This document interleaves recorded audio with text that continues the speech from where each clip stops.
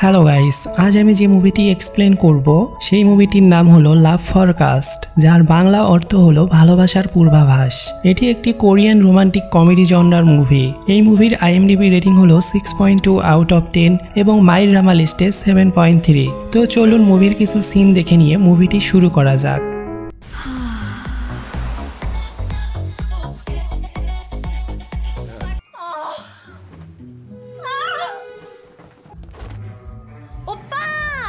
I'm back. 닥쳐 이 시댕아.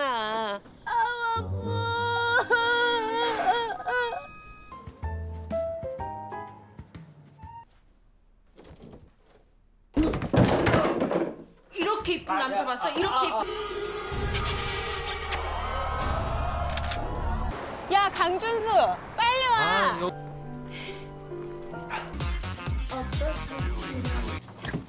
야, 쟤 좀. 어우.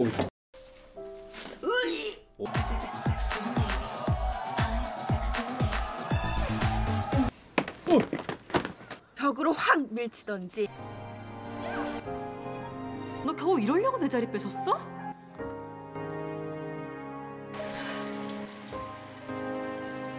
তো মুভির শুরুতে আমরা একটা মেয়েকে দেখতে পাই যে ঝড়ের মধ্যে নিউজ রিপোর্টিং করছিল। এই মেয়েটির নাম হচ্ছে হিয়ন। সে 2 বছর অনেক পরিশ্রম করে কোরিয়ার সবচেয়ে জনপ্রিয় নিউজ রিপোর্টার হয়েছে। সে ঝড় বৃষ্টির সবকিছুর মধ্যেও নিজেকে দড়ি দিয়ে বেঁধে হলেও নিউজ রিপোর্টিং করে অনেক কষ্টের ফলে সে আজ কোরিয়ার সবচেয়ে জনপ্রিয় নিউজ রিপোর্টার হয়েছে। আর তার জনপ্রিয়তার আরও একটি কারণ হচ্ছে সে অনেক সুন্দরী ছিল। আর সে যে টিভি চ্যানেলে কাজ করে সেই টিভি চ্যানেলের র্যাঙ্কিং এখন কোরিয়ার সব টিভি চ্যানেলের র্যাঙ্কিং এর চেয়ে অনেক বেশি। আর এটা হয়েছে হিয়নের জন্যই। অপরদিকে আমাদের জুনসু নামের একটা ছেলেকে দেখানো হয়। সে আজ অনেক ভিআইপি একটা হোটেলের রুম বুক করেছে তার গার্লফ্রেন্ডকে একটা সারপ্রাইজ দেওয়ার জন্য।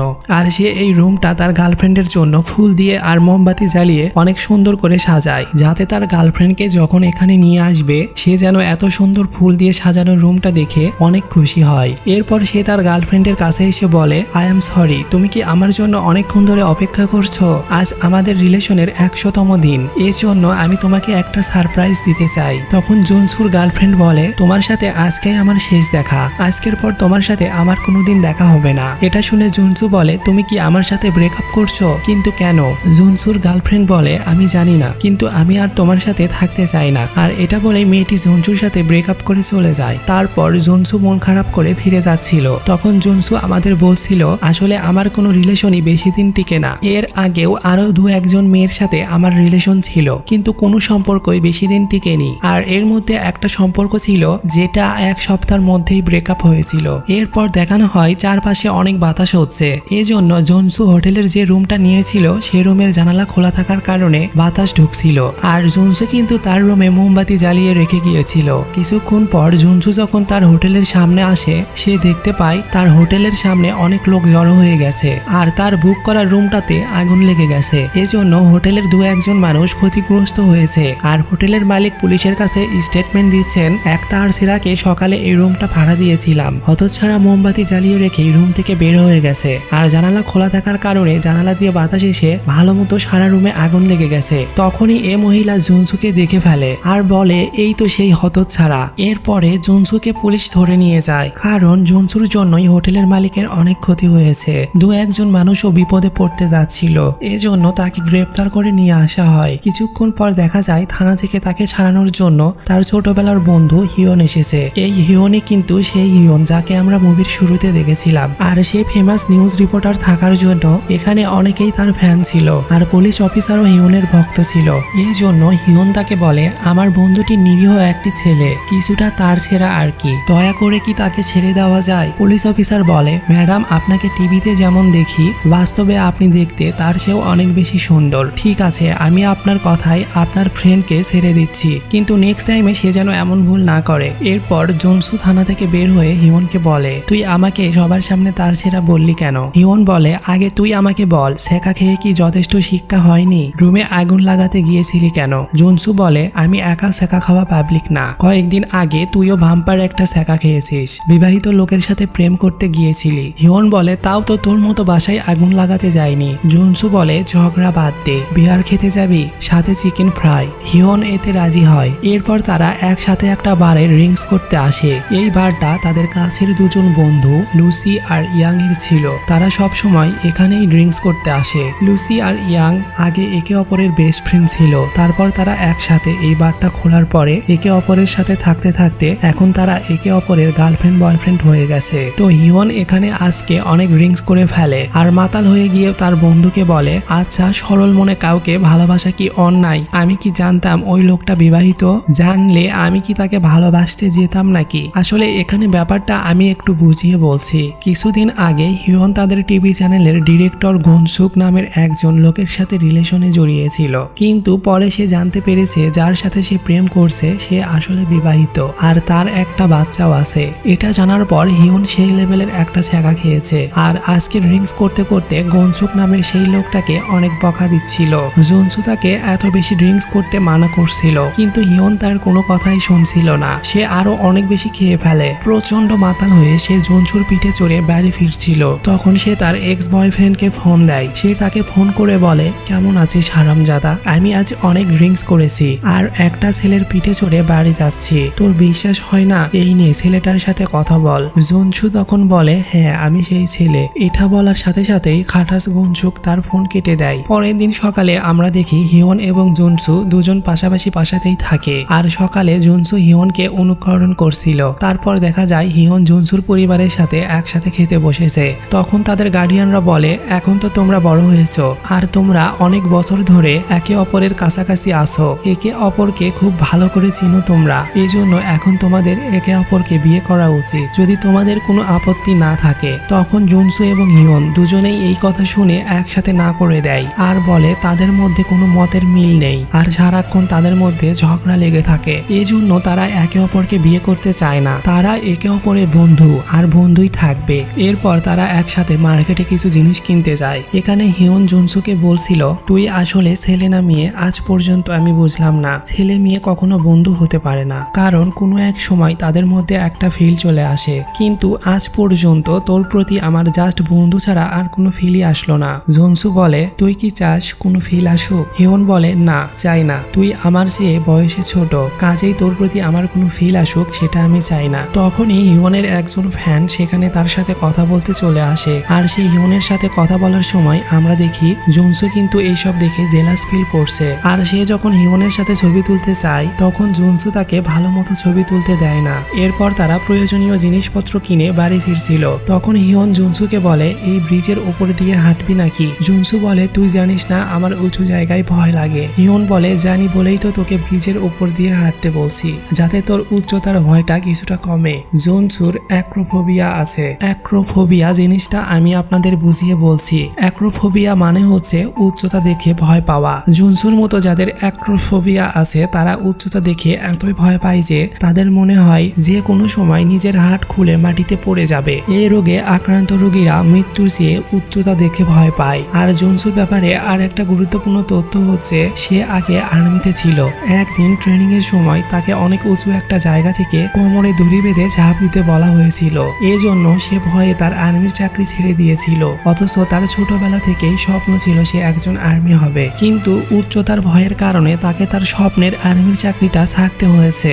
এখন সে একটা প্রাইমারি স্কুলে বাচ্চাদের পড়ায় আর স্কুলের বাচ্চারা তাকে অনেক পছন্দ করে এবং সব বাচ্চারা তার সাথে অনেক ফ্রি। তো একদিন ক্লাস নেওয়ার সময় বাচ্চারা জনসুর কাছে তার ভালোবাসার গল্প শুনতে চায়। তারা বলে, স্যার আপনি কি কখনো কারো প্রেমে পড়েছিলেন? আপনার কি কোনো ভালোবাসার গল্প আছে? থাকলে আমাদের শোনাবেন। জনসু বলে, তোমরা যদি সামনের টেস্ট পরীক্ষায় সবাই 50% উপর মার্কস পেয়ে পাশ করতে পারো তাহলে আমি তোমাদের আমার ভালোবাসার গল্প শোনাবো। এটা শুনে বাচ্চারা অনেক খুশি হয় আর তাকে সবাই প্রমিস করে যে তারা এবারে টেস্ট পরীক্ষায় সবাই 50% উপর মার্কস পেয়ে পাশ করবে।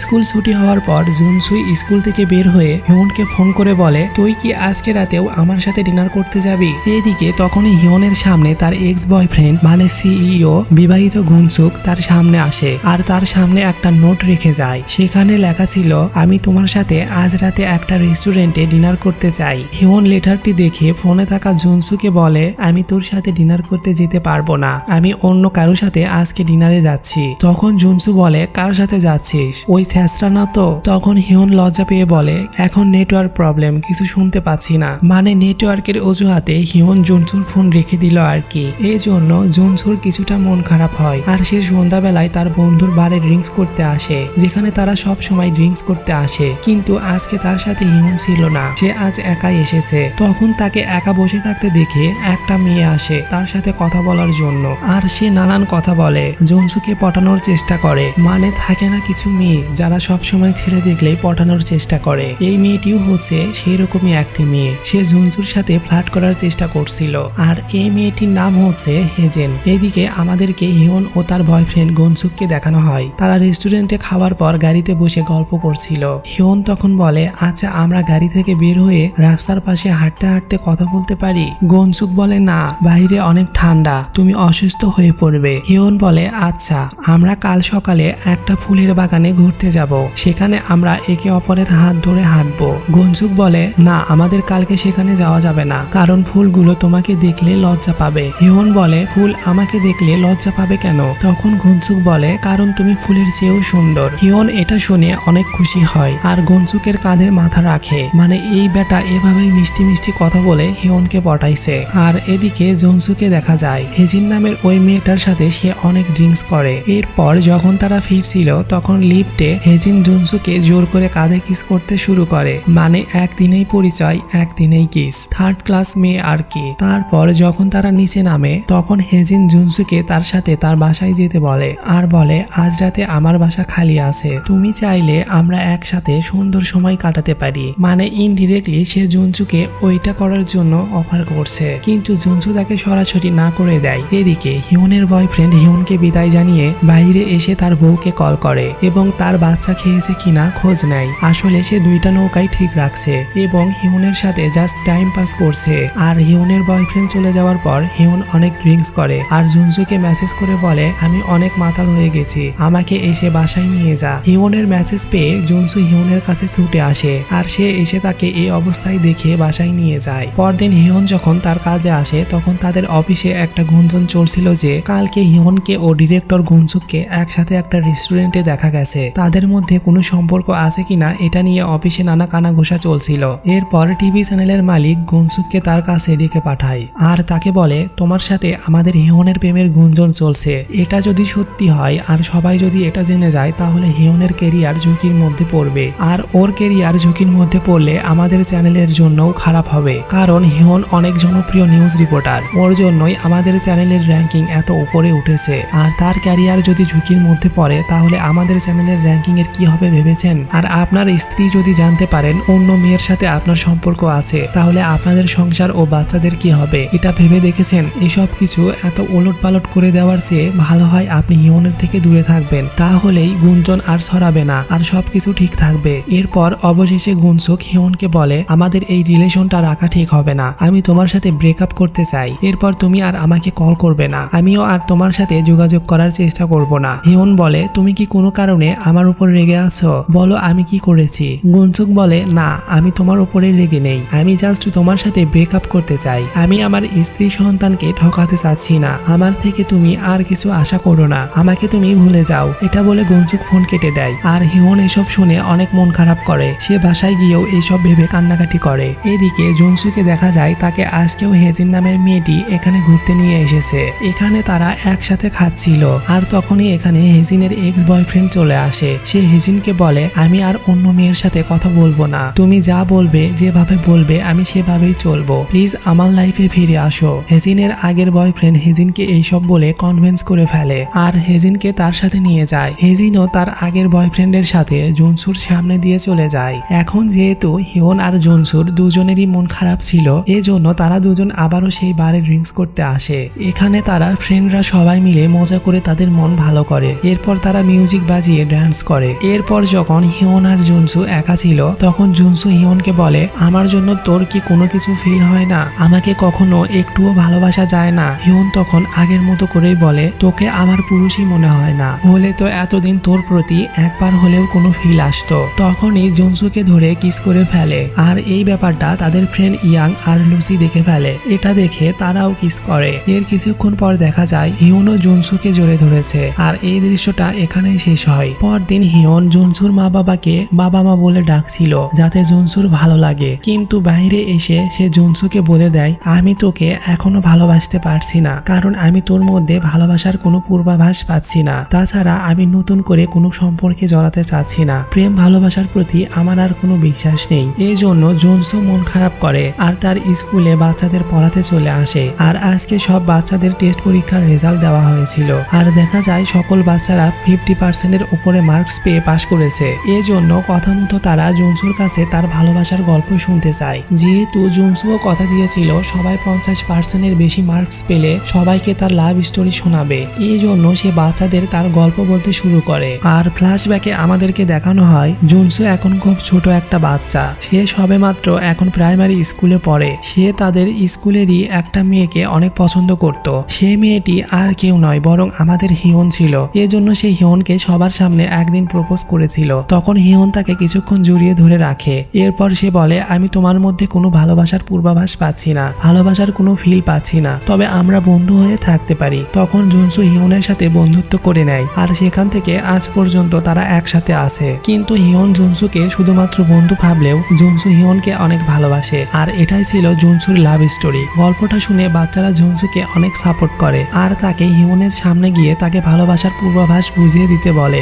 জুনসু এবার ঠিক করে সে হিয়নের কাছে তার ভালোবাসা প্রকাশ করবে। তারপর রাতে জুনসু হিয়নের সাথে দেখা করে আর বলে আচ্ছা আমার মধ্যে তুই কোনো ফিল খুঁজে পাচ্ছিস না? হিয়ন বলে তুই আমার চেয়ে বয়সে ছোট আর জুনিয়র ছেলে আমার পছন্দ না, যে ছেলেকে আমার আগলে রাখতে হবে সেরকম ছেলে পছন্দ নয় আমার। জুনসু বলে সমস্যা কি এইখানে, আমি নিজের খেয়াল রাখার পাশাপাশি তোরও খেয়াল রাখতে পারবো। হিয়ন বলে তোকে দিয়ে কিচ্ছু হবে না, আমি যদি কখনো উঁচু জায়গা থেকে পড়ে যেতে নেই তাহলে তুই আমাকে সেখানেই রেখে পালাবি, কারণ তুই উঁচু জায়গা দেখলেই তো ভয় পাস, তোর বুক কাঁপে, তাহলে তুই তোর খেয়াল রাখার পাশাপাশি আমার খেয়াল কিভাবে রাখবি? এটা বলে হিয়ন জুনসুর সামনে থেকে চলে যায়। রাতের বেলা জুনসু হিয়নকে ফোন করে আর তার ভালোবাসা বোঝানোর চেষ্টা করে, কিন্তু হিয়ন এখনো বলে আমি তোর মধ্যে কোনো ভালোবাসার পূর্বাভাস খুঁজে পাই না, আমার মাথা না খেয়ে চুপচাপ ঘুমিয়ে পড়। এটা বলে হিয়ন জুনসুর ফোন কেটে দেয়। এরপর সে উঠে পড়ে আর রাতের বেলা তার ফ্রেন্ড ইয়াং এর সাথে নেশা করতে যায়। এখানে মাতাল হয়ে সে তার বন্ধু হিয়নের কথা বলছিল যে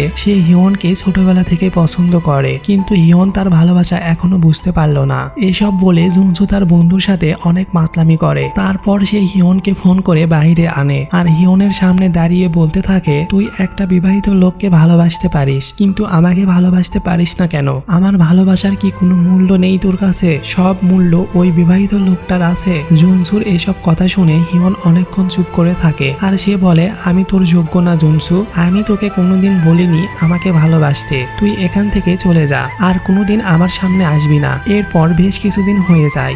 কয়েকদিনে জুনসু একবারও হিয়নের কাছে আসেনি, কারণ সে হিয়নের উপর অনেক রেগেছিল। তার চেয়েও বেশি ছিল হিয়নের প্রতি তার অভিমান, এজন্য সে হিয়নের সামনে যেতে পারছিল না। কিন্তু এর মধ্যে হিয়ন নিজেই তাকে ফোন করে, কারণ সেও এত বছর তার সাথে থেকেছে, একসাথে খেয়েছে, একসাথে ঘুরেছে, সবকিছুর একটা মায়া তো আছে। এজন্য সে জুনসুকে ফোন করে, কিন্তু জুনসু হিয়নের উপর অনেক অভিমান করে আছে। সে হিয়নের কল রিসিভ করে না। কিছুদিন পর হিয়ন আর জুনসুকের একসাথে কিছু ছবি সবার মাঝে ছড়িয়ে যায় আর খুব দ্রুতই সেটা ইন্টারনেটে ভাইরাল হয়ে যায়, কারণ হিয়ন অনেক জনপ্রিয় নিউজ রিপোর্টার ছিল আর তার হিউজ ফ্যান ছিল।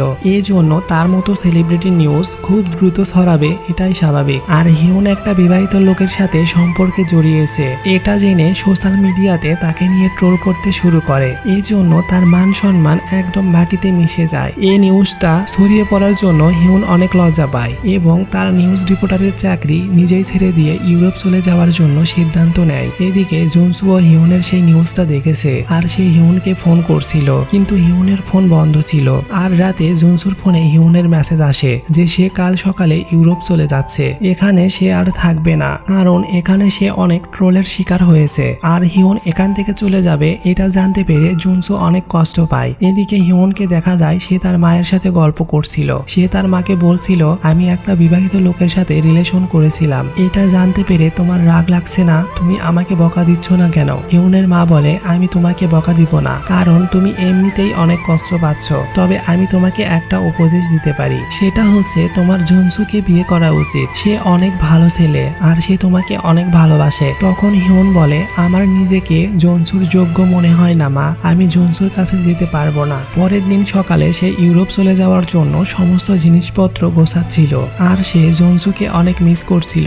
এদিকে জনসুকে দেখা যায় সে রেডি হয়ে বাচ্চাদের পড়াতে স্কুলে চলে আসে। আর আজকে বাচ্চাদের পড়াতে তার মন লাগছিল না, কারণ হিয়ন আজকে তাকে ছেড়ে চলে যাচ্ছে। এইদিকে বাচ্চারা কিন্তু জনসুকে অনেক ভালোবাসে, এই জন্য তারা জনসুর মন খারাপের কারণ জিজ্ঞেস করে। তখন জনসু বলে, আমার ভালোবাসার মানুষটি আজ আমাকে ছেড়ে ইউরোপ চলে যাচ্ছে। বাচ্চারা এটা শুনে বলে, তাহলে আপনি এখানে কি করছেন? তখন সব বাচ্চারা চিৎকার করে বলতে থাকে, যান তাকে থামান, আর দেরি করবেন না, সারা জীবন আফসোস করার চেয়ে আপনি তাকে থামান। জনসু এবার নিজেকে ধরে রাখতে পারে না, সে হিয়নকে থামানোর জন্য ছুটে যেতে শুরু করে। আর সকল বাচ্চারা জানালা দিয়ে চিৎকার করে বলতে থাকে, best of luck sir, best of luck. এদিকে হিয়ন এয়ারপোর্টে যাওয়ার জন্য বাসা থেকে বের হচ্ছিল। সে বাসা থেকে বের হয়ে একটা ট্যাক্সির জন্য ওয়েট করছিল।